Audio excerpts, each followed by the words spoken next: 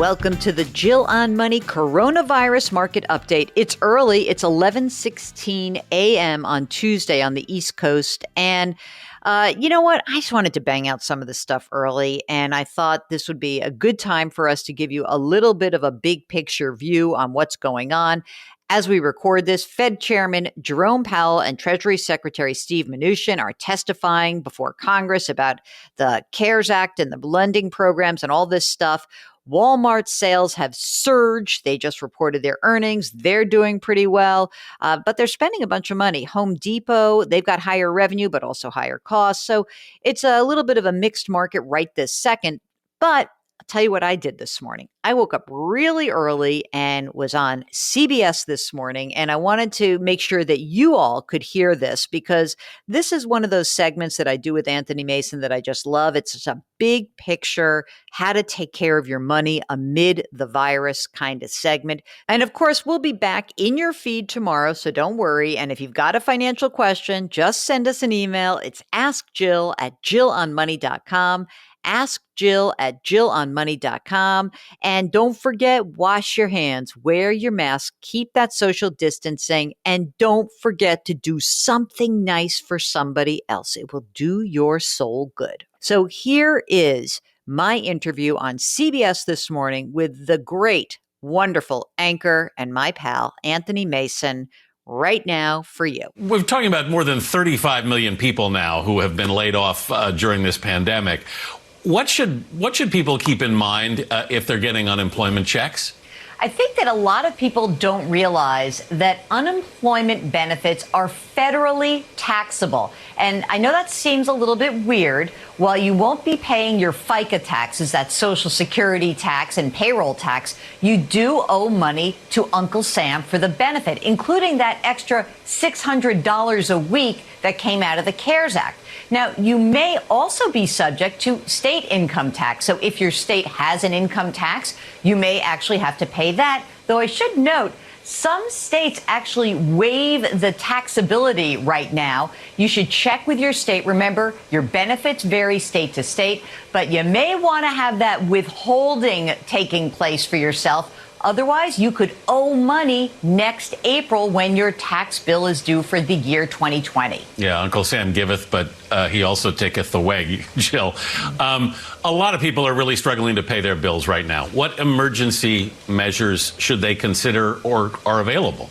Well, number one, we know that you've gotten a check probably, that $1,200 or $2,400 check. And what I really want to underscore is that conserving cash is a very good idea right now. So try not to blow through that too quickly.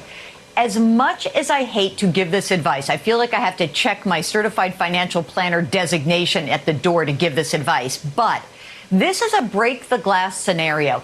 If need be, you may want to consider invading your retirement accounts. Just know that through the CARES Act, the government now waives that 10% penalty it usually levies if you're under the age of 59 and a half. Additionally, whatever you take out of your retirement account, the 401k, the 403b, it is taxable. But through the CARES Act, you can spread out that tax liability over the course of the next 3 years. So again, not ideal, but these are extreme times. For people who are still working, Jill, and we should mention that, of course, there are a lot of people still working who've also taken pay cuts during this. But given all the uncertainty out there about how things are progressing here, what should people's financial priorities be right now?